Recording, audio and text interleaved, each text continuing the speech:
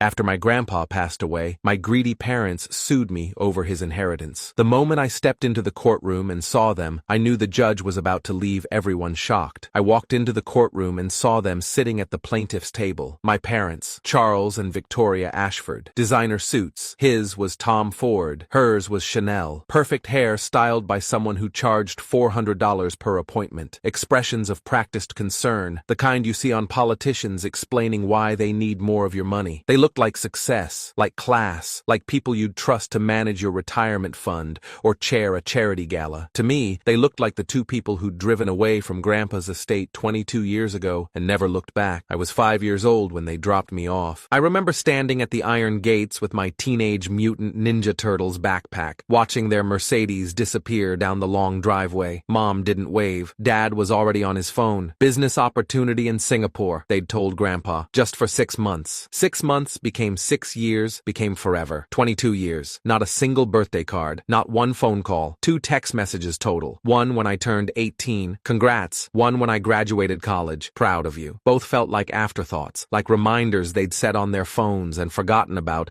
until the notification popped up. Then Grandpa died 3 months ago. Judge Henry Ashford, Federal Circuit Court, retired 2019. 43 years on the bench. The man who raised me, who taught me chess and Latin, who sat with me through panic attacks and bad grades and every moment my parents should have been there for. He left me everything. The estate in Montclair, the investment portfolio, the vacation home in Cape Cod, the entire thing valued at $1.6 billion. Suddenly I had parents again, except now they were sitting across from me in Superior Court, suing me for every cent. Their lawyer stood first. Elliot Graves, 50-something, silver hair, combed back like a 1950s mob lawyer, 3-piece suit that probably cost more than my car. Partner at Graves and Rosenberg, the firm that represented tech billionaires and celebrities in prenup disputes. Your Honor, he began, voice smooth as aged whiskey, this case concerns a vulnerable elderly man systematically manipulated by someone he trusted. My clients will demonstrate that their son, the defendant, Adrian Ashford, deliberately isolated Judge Henry Ashford from his family, interfered with his medical care, and fraudulently influenced him to alter his will in the final years of his life. He turned toward me with the kind of smile sharks give before they bite. This is deliberate theft disguised as family devotion. My attorney, Robert Hayes, stood, mid-40s, gray suit from Men's Warehouse, 23 years practicing estate law. He'd been Grandpa's attorney since 1998. We look forward to disproving every lie, Your Honor. Graves's smile widened. The defendant seems remarkably composed for someone accused of stealing $1 billion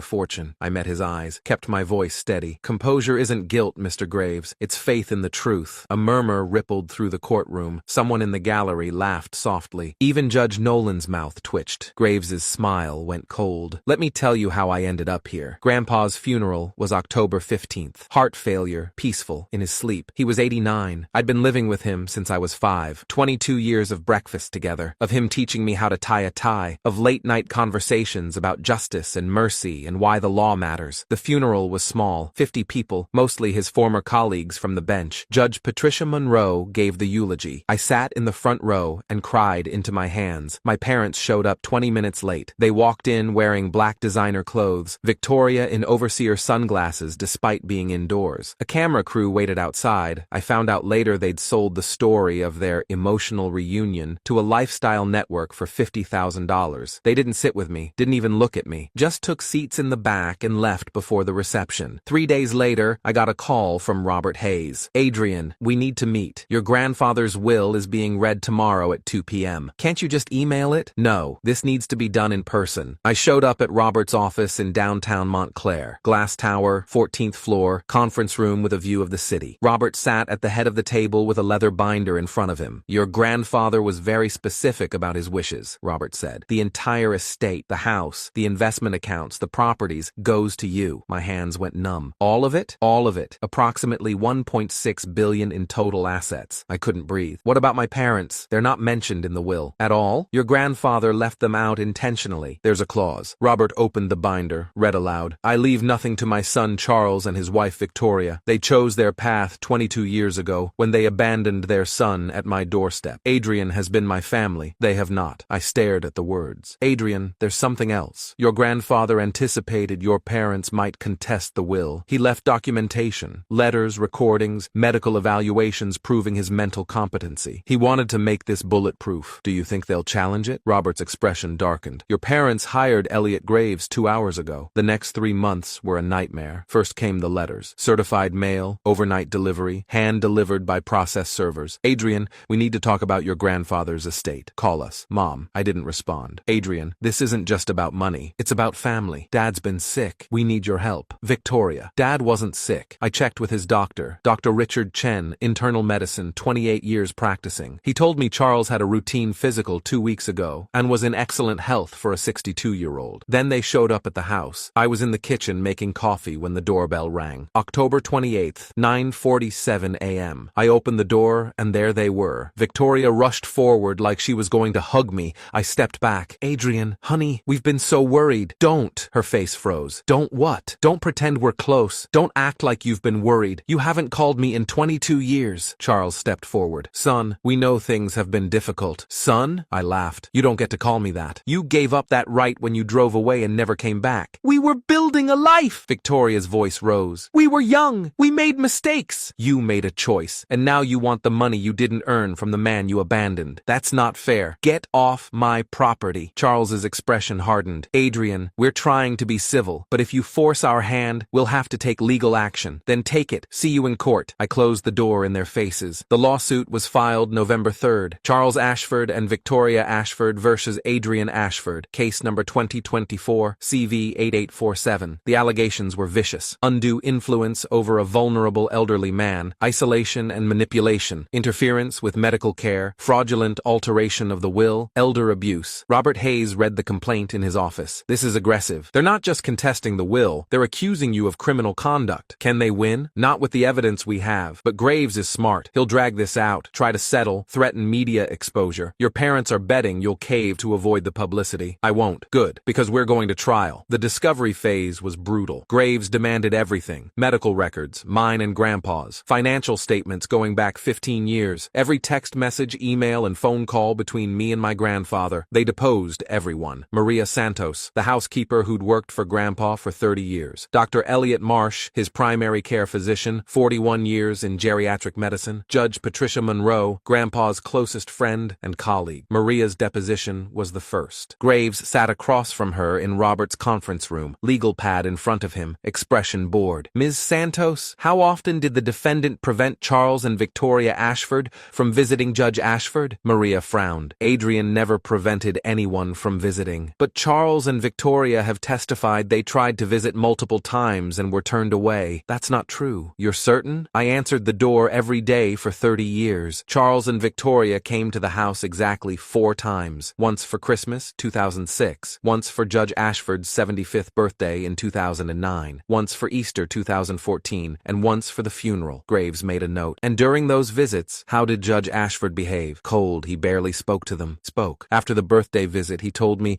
if they show up again, tell them I'm not receiving guests. So Adrian didn't have to turn them away. Judge Ashford had already done it. Yes. Graves leaned back. Miss Santos, who currently pays your salary? Adrian. And you're aware that if the estate is divided between Charles, Victoria, and Adrian, your employment might be terminated? Maria's eyes went hard. I'm 63 years old. I've worked for the Ashford family since I was 33. I'm telling the truth because that's what Judge Ashford taught me to do. Graves didn't ask any more questions. Dr. Marsh's deposition was next. Doctor, Graves began, did Adrian Ashford ever interfere with Judge Ashford's medical care? No. Did he ever prevent you from seeing your patient? No. In fact, Adrian called me at least once a month to report symptoms, ask questions, and ensure his grandfather was comfortable. And Judge Ashford's mental state in his final years? Sharp as ever. He had mild arthritis, some hearing loss, but his cognitive function was perfect. I evaluated him 6 months before his death. Montreal Cognitive Assessment scored 28 out of 30. That's above average for his age. So, he was competent to execute a will? Absolutely. Graves flipped through his notes. Doctor,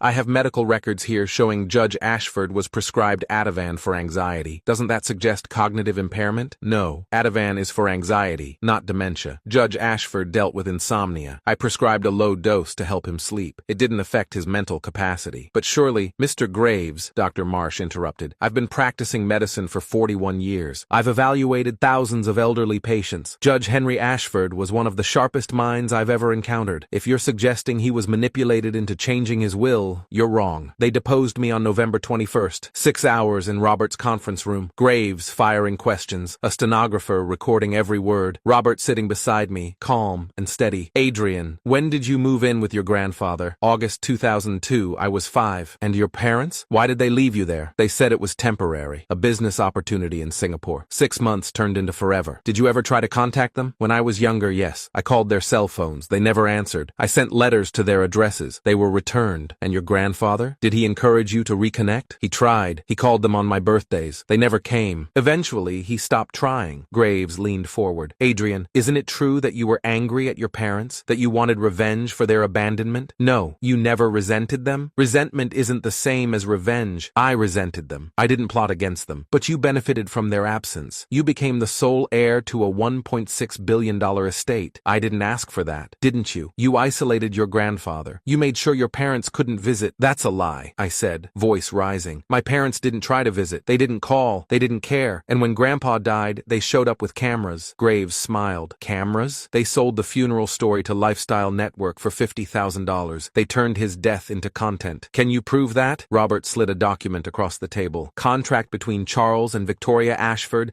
and Lifestyle Network Productions. Dated October 14th, one day before the funeral. Payment, $50,000 for exclusive coverage of their emotional reunion with estranged son. Graves's smile vanished. The trial began December 9th. Superior Court, Judge William Nolan presiding. 29 years on the bench. Reputation for being tough but fair. The courtroom was packed. Reporters, estate lawyers, curious onlookers who'd read about the case online. My parents sat at the plaintiff's table looking like martyrs. Victoria wore a black dress, minimal makeup, holding a tissue. Charles had his arm around her shoulders, protective and concerned. I sat at the defense table in a navy suit Grandpa had bought me for college graduation. Robert beside me, 2 paralegals behind us with boxes of evidence. Graves called his first witness, Diane Parrish, one of Grandpa's former housekeepers. She'd worked for him from 2018 to 2020 before moving to Florida. Ms. Parrish, Graves said, during your time working for Judge Ashford, did you ever notice Adrian restricting access to his grandfather? Yes, my stomach dropped. Can you describe what you saw? Adrian had a list of people Judge Ashford wasn't supposed to see. Phone calls would come in, and Adrian would screen them. Visitors would arrive, and he'd turn them away. Did this list include Charles and Victoria Ashford? I believe so, yes. Robert stood for cross-examination. Ms. Parrish, who currently employs you? She hesitated. I work for Ashford Consulting Group. And who owns Ashford Consulting Group? Charles Ashford. Murmurs in the gallery. So you work for the plaintiff, Robert said flatly. And you're testifying against his son. I'm telling the truth. When did Charles hire you? November. November of this year? 1 month after filing this lawsuit? Yes. What's your salary? $85,000? That's quite generous for a housekeeper in Florida. What are your actual duties? She looked at Graves. He nodded slightly. Administrative work? Scheduling? Correspondence? You mean you're being paid to testify? Robert pulled up phone records. Ms. Parrish, these are your phone records. You've called Elliot Graves's office 17 times in the past month. What were those conversations about? Case preparation? Coaching? Were you coached on what to say?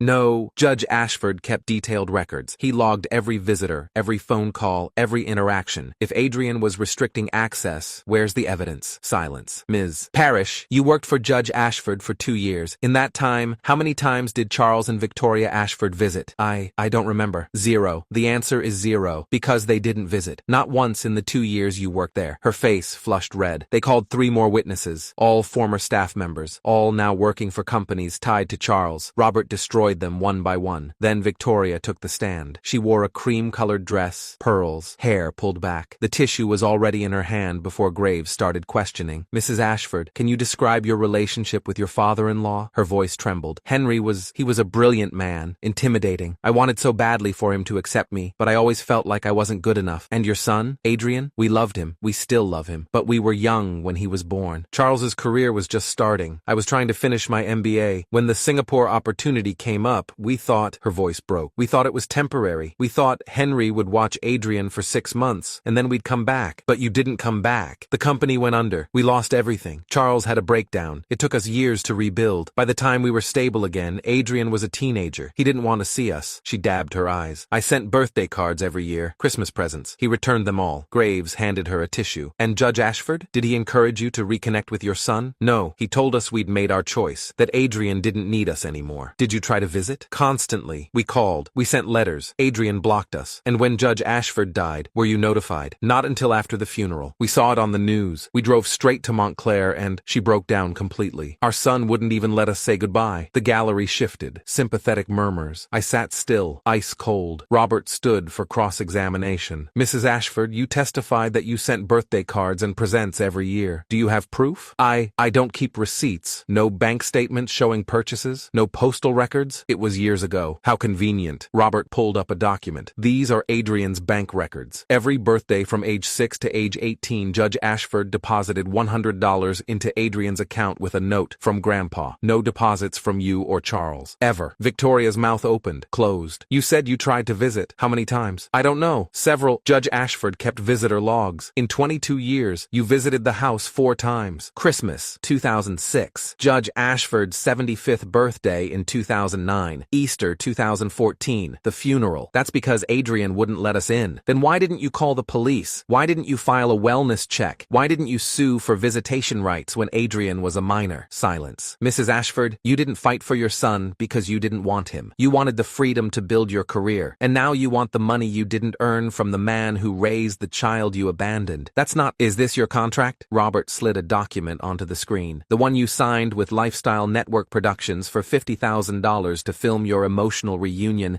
at Judge Ashford's funeral? Her face drained of color. You showed up at your father-in-law's funeral with cameras waiting outside, but you couldn't pick up the phone while he was alive. We were trying to reconnect. You were trying to profit. And when you realized Adrian inherited everything, you sued him. Robert's voice was cold. Your Honor, this witness has no credibility. Victoria was shaking when she left the stand. Charles put his arm around her, but his face was tight, angry. Their mask was cracking. Graves called his final witness, Dr. Leonard Voss, psychiatrist, specialist in elder psychology, 42 years practicing. Dr. Voss, Graves said, can you explain undue influence? It's when someone uses their position of trust to manipulate a vulnerable person, often elderly, into making decisions that benefit the manipulator. And based on your review of this case, do you believe Adrian Ashford exercised undue influence over Judge Henry Ashford? Yes, the pattern is clear. Adrian isolated Judge Ashford from his family, controlled access to outside relationships, and positioned himself as the sole caregiver. This created psychological dependence. Judge Ashford likely felt he had no choice but to leave everything to Adrian. And Judge Ashford's mental capacity? Possibly compromised. Anxiety medication, age-related decline, emotional manipulation, all factors that suggest his decision-making was impaired. Robert stood. Dr. Voss, did you ever meet Judge Henry Ashford? No. Did you ever evaluate him? Speak to him? Review his medical records? I reviewed documentation provided by the plaintiffs, documentation provided by the people suing for his money. Robert pulled up Dr. Marsh's evaluation report. This is Judge Ashford's cognitive assessment from March 2024. Score, 28 out of 30. That's above average. He had no dementia, no cognitive decline. Do you disagree with these findings? I'm saying the circumstances suggest you're speculating. You never met the man. You're being paid by Charles and Victoria Ashford to say what they want to hear. Robert handed him another document. This is your invoice. $45,000 for consulting and testimony. How much does a typical case pay? That's standard for high-profile cases. No, it's not. Your average rate is $15,000. Charles Ashford tripled your fee. Why? Because he needs you to lie. I'm not lying. You're guessing. And your guess is worth exactly what you're being paid for it. Dr. Voss left the stand looking rattled. Robert called me to testify. I walked past my parents. Charles's jaw was clenched so tight I could see the muscle twitching. Victoria stared straight ahead. Tissue balled in her fist. I raised my right hand, swore in, sat. Adrian, Robert began gently, how long did you live with your grandfather? Since I was 5, until he passed when I was 27. Can you describe your relationship? He was my father, not legally, but in every way that mattered. He taught me how to ride a bike, helped me with homework, sat with me when I had panic attacks. When I got into Columbia law, he cried. Did he ever express confusion about who you were? Never. He was sharp until the end. He knew exactly who I was, what I was doing, who I was becoming. Did you ever try to keep your parents away from him? No. Grandpa made that decision himself. He told me once. I gave them chances. They didn't take them. I won't waste my time chasing people who don't want to be found. And the will? Did you know he was leaving everything to you? Not until after he died. I thought maybe he'd split it. Leave them something. But Robert read me the final clause. I stopped, swallowed hard. Adrian has been my family. They have not. Robert pulled out a leather journal. Old, worn, the one Grandpa had given me when I turned 16. Can you identify this? That's Grandpa's journal. He kept it for 40 years, wrote in it every night. Can you read the final entry? Dated October 1st, 2024. I took the journal.